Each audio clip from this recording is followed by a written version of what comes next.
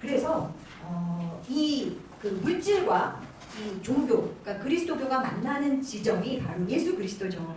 예수 육화라는 말이 육신이 되어 오신 거잖아요. 몸이 되어 오셨잖아요. 하느님이. 그것인데 그래서 물질 안에는 예수님과 같은 그 핵심, 물질의 심장이라는 책에도 있으면서 그 물질이 그냥 물질이 아니다. 무생물이 아니다. 또 생물, 그냥 개개 생물이 아니다. 이런 생각을 가지셨고 이분이 지질학 교수로 딱 되시면서 물질에 대해 바치는 창가를 짓습니다. 제가 한번 읽어보겠습니다.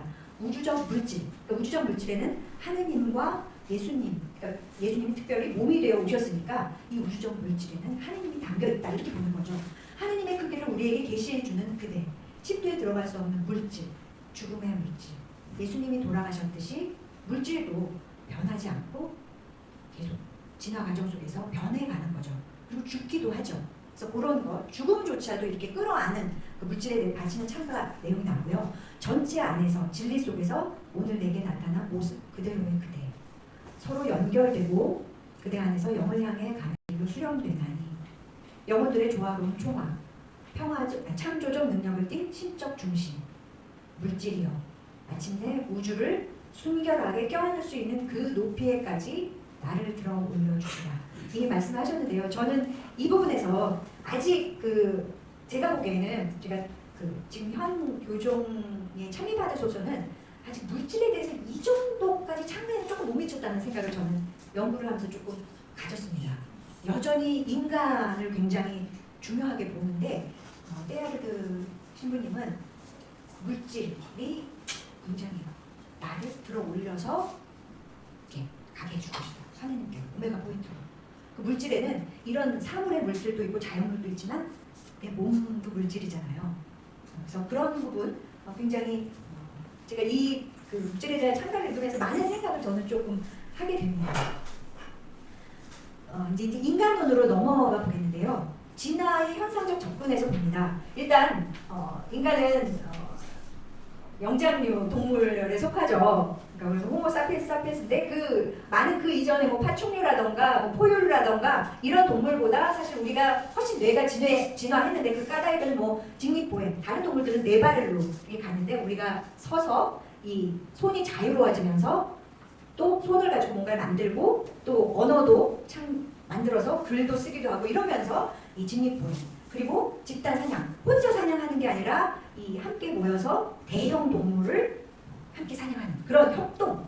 그다음에 그러다가 이제 정착을 해서 식물을 재배하고 또 동물도 들짐승을 집짐승으로 길들인 거죠. 그래서 소, 말, 개, 닭 이런 동물을 사육하면서 정착 생활을 하는 거죠. 그래서 집단 정착 생활 속에서 이제 생활을 편리하기 위해서 여러 가지 발명을 하잖아요. 그릇도 발명을 하고 옷을 꼬매기 위한 뭐 바늘이니 뭐니 이런 여러 가지 의식주를 위한 발명, 그리고 지식, 의식의 발달을 위해서 글자라던가 언어라던가 그 다음에 이제 전쟁이 일어나기 시작하죠. 집단이 이렇게 공고해지면서 집단과 집단 간의 갈등, 정복을 위해서 야금술, 청동기 무기, 철기 무기 이런 것들을 이제 만들어내기 시작한 거죠. 그러면서 이제 신석기 시대에 본격적으로 그런 정치 문화 집단, 문화가 문명이 막 생기고 그러면서 이제 조그만 집단에서 큰 제국을, 국가를, 민족을 이루면서 살게 됐고 그러면서 종교, 경제, 사회, 제도를 아주 세밀하게 이렇게 만들어 나가죠. 그게 이제 문명 발전이라고 말할 수 있죠. 그리고 경쟁 정복을 통한 교류인데요. 이게 동물들 간에는 이게 이렇게 격돌을 하면 일단 패배한 진 동물은 승리한 동물에게 먹히죠.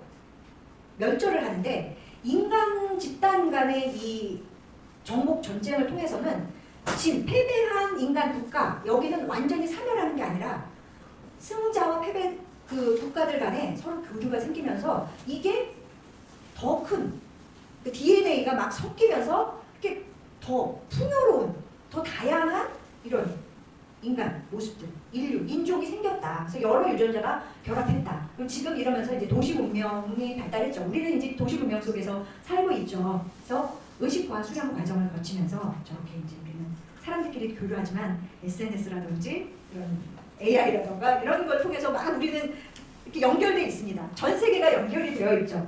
그러면서 떼야르 신부님은 이 집단 지성, 서로 분화하기도 하고 공동, 서로 모이기도 하는데 이것에 대해서 굉장히 긍정적으로 얘기하셨어요.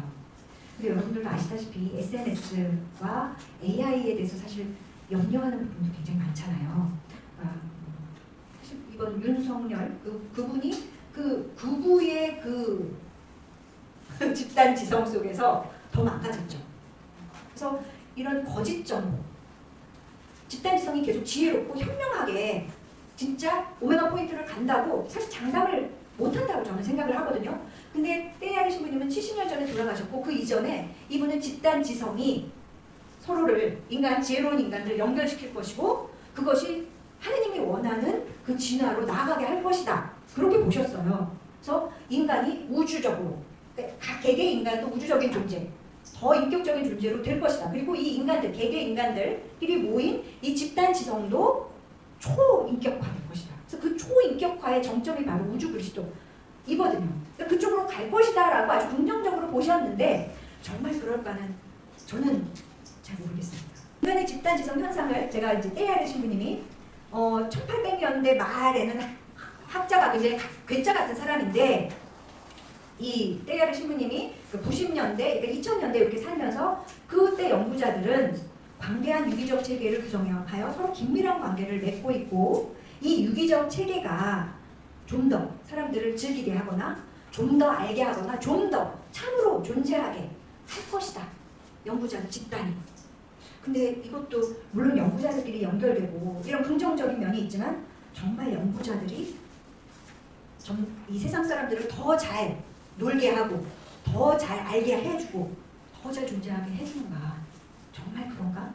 이런 생각을 저는 하게 됩니다. 그래서 어쨌든 인간은 오메가 포인트를 향한 존재다.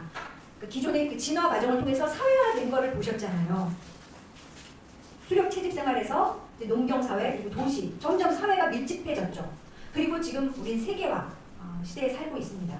그래서 여기까지는 이뤘어요. 우리가 사실은 이 세계를까지 있는데 정말 초인격화로 갈 것인가. 여기 현대 과학은 인류와 한 쌍을 이룬다.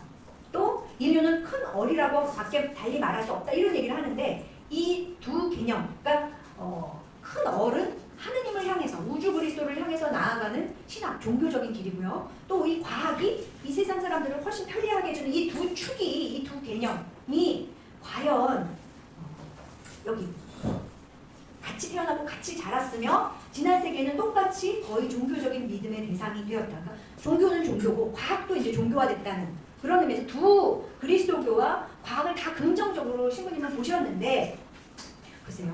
이 집중 수렴. 그래서 이 두 개가 다 인간을 더 인간답고 더 예수 그리스도를 닮은 그런 것으로 그렇게 집중하고 수렴하게 만들었고 그래서 초인간으로 인간 이상의 존재로 또 그것이 인간들이 개개인이 더 나은 인간이 되게 하고 그 인간들끼리 모여서 초인격화 집단적으로 그러니까 사회적으로 그런 쪽으로 나아가게 할 것이다. 우주적 존재가 되게 할 것이다. 이런 식으로 이분은 이렇게 정리를 하셨습니다. 의식적인 접근이죠.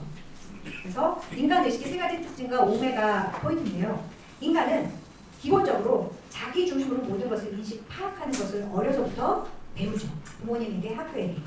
그러면서 사춘기를 지나고 성년기를 지나고 저는 이제 이 대학 한 20대 초반까지 자기 집중을 강화하는 제가 이제 강의에서도 주로 이쪽을 굉장히 많이 좀 강조를 해요. 이제 여러분들 독립한 성인으로서 자기를 잘 알아야 되고 자기의 자유, 자기의 속, 내면 이런 거에 대해서 깊이 들여다보고 성찰하는 그런 시간을 많이 갖길 바랍니다. 이렇게 얘기를 해요. 그리고 나서 자기가 단단하게 서고 나면 그러면 이 단단한 자기들끼리 개인들끼리 모여서 다른 중심들과 정말 좋은 연대, 좋은 협력을 할 수 있다라고. 그러니까 이것은 이제 신부님도 떼야르 신부님도 그렇게 보신 거죠. 그래서 결국은 이 단단하고 건강한 여러 자기들이 개인들이 초인격화해서 이 오메가 포인트로 나아간다. 그래서 우리는 매우 자율적인 매우 자율적인 개인들이 모여서 이 오메가 포인트에서 전체에서 하나가 되고 그래서 전체에 그냥 합류해서 이 개개인들이 사라지는 게 아니라 오히려 이 오메가 포인트에서는 그 개인이 더 개성 있게 되면서도 서로 섞이지 않으면서 동시에 최고를 이루는 이런 것으로 나아갈 것이다. 분석을 하셨습니다. 그래서 결국 우리가 이 오메가에 이르게 되면 육화한 그 하느님인 우주 그리스도를 만나고 연대하고 마주보고 웃을 수 있을 것이다. 이렇게 봤는데요. 제가 이 십자가를 어디서 갖고 왔냐면요. 4대강 우리 공사 했었잖아요. 그때 이제 두물머리에 이렇게 미사 저도 몇 번 갔었거든요. 워낙 생태 그쪽. 근데 그때 십자가가 그 4대강 그거를 딱 안 하게 되고 땅에 심었는데 이게 진짜 나무가 된 거예요. 제가 그래서 이걸 특별히 갖고 왔습니다. 그래서 마치 이게 육화한 이 세상에 육화한 그런 거라는 느낌을 저는 좀 받아서 가져왔는데요. 그래서 쭉 읽어보면 미래 세상에 올 우주는 각 개체마다 자기식대로 진화하지 않고 그러니까 정방향으로 가는 거죠. 자율성, 현재성, 불가역성, 초월성을 지닌 오메가를 향해 진화한다. 반성 단계의 생명체인 인간 집단이 계속 진화하면 우주적 감각, 이게 이제 과학적인 거죠. 그리고 그리스도적 감각, 이건 이제 종교적인 신학적인 거죠. 그래서 우주적 감각과 그리스도적 감각을 두루 갖추는 거죠. 우리가 왼손과 오른손이 있듯이 새들이 왼쪽 날개와 오른쪽 날개로 날아가듯이 이제 우리 21세기 우리는 우주적 감각과 그리스도적인 감각을 같이 가지고 있어야 건강하게 나아갈 것이다. A.R. 신부님은 신학과 과학을 공부하고 수용하여 우주 진화의 극점에서 나타날 그리스도는 우주적 본성을 띠고 세계 전체가 그리스도의 온전한 사랑을 통해 타오를 것이라 기대했다. 타오른다고 그것으로 타오른다고 말씀하셨죠. 그래서 아까 신부님 말씀하신 세계회에서 드리는 미사 이걸로 로마 교황청의 엄격한 검열을 받기 시작하십니다. 이때가 40대 초반이셨죠. 그리고 그래서 그 파리 가톨릭 대학에서 교수직을 내려놓으시고 지질학, 인류학을 위해서 몽골, 중국에서 고대 생물학을 공부하셨고 그래서 베이징 원인을 또 발굴해내신 그런 전적도 있으셨죠. 그 이후에 계속 이제 제재가 이때 한 번이 아니라 신의 영역이라는 책, 또 인간 현상이라는 책을 쓰면서 점점 더 이분을 교회에서 내치기 시작했습니다. 그리고 그 이후에 파리 명문 사범학교인 콜레지 프랑스 대학에서 이쪽 대학에서 신부님께 교수직을 2번이나 제안을 했는데 그것을 이분은 하시고 싶으셨죠. 근데 교황청에서 안 돼. 못 가. 이렇게. 그래서 결국은 70대에 교회에서 추방되어 이 프랑스 분이잖아요. 프랑스에서 유럽에서 쫓겨나서 미국으로 가셔서 5년 동안 이렇게 지내시다가 돌아가셨습니다. 개인적 실현에 대해서 요 두 입장, 요셉 콥이라는 이분도 신부님이신 것 같고 앙리 두리박이라는 같은 프랑스 신학자가 이분에 대해서 그 안타까운 마음 이런 것들을 그렇지만 이제 교회에 발을 한 발 들여놓으면서도 당신이 발견한 그 우주적인 감각을 놓지 않으신 거죠. 이분은 그 그리스도적인 감각과 우주적인 감각을 다 온전히 지켜내시다가 결국엔 교회 실현을 받으셨고 그렇게 이제 좀 쓸쓸히 돌아가셨다. 이렇게 말씀드릴 수 있습니다. 그리고 이분의 제자라고 할 수 있는 이제 토마스 메리 신부님께 세계적 전망을 이렇게 다 열어주셨습니다. 그러니까 본인 개인적으로는 그렇게 당신이 발견하고 연구한 그 진리라고 생각한 것을 지키다가 좀 쓸쓸하게 고독하게 그렇게 돌아가셨지만 이분의 그 고독 마치 예수님이 고독하게 십자가의 길을 가서 그렇게 하느님께서도 함께도 버림받았다라고 그렇게 돌아가신 그런 것처럼 그렇지만 이제 그렇게 끝나지 않은 거죠. 때야르 신부님도 그렇게 끝나지 않고 지금 우리 생태 위기 시대에 토마스 베리 신부님뿐이 아니라 모든 전 지구인에게 어떤 새로운 지평을 열어주셨다. 그래서 진화의 초점은 인간이 아니다. 인간 구원만 생각하지 말라. 이런 전체 지구 공동체를 우리가 두고두고 봐야 된다. 또 인간 지성 감정 활동은 지구가 없으면 지금 인간의 그런 지성 감정 활동은 있을 수가 없다. 만약에 우리 지구가 달과 같은 곳이었다면 화성 같은 곳이었다면 인간의 모습은 지금의 모습이 아니다. 그래서 깊이 연결되어 있다 우리는. 그다음에 구원 신학에만 몰두하지 말고 또 창조론에만 몰두하지 말고 이 구원 신학, 창조 신학, 육화 신학 두루두루 우리는 알아야 된다. 그리고 그것을 살아내도록 노력해야 된다.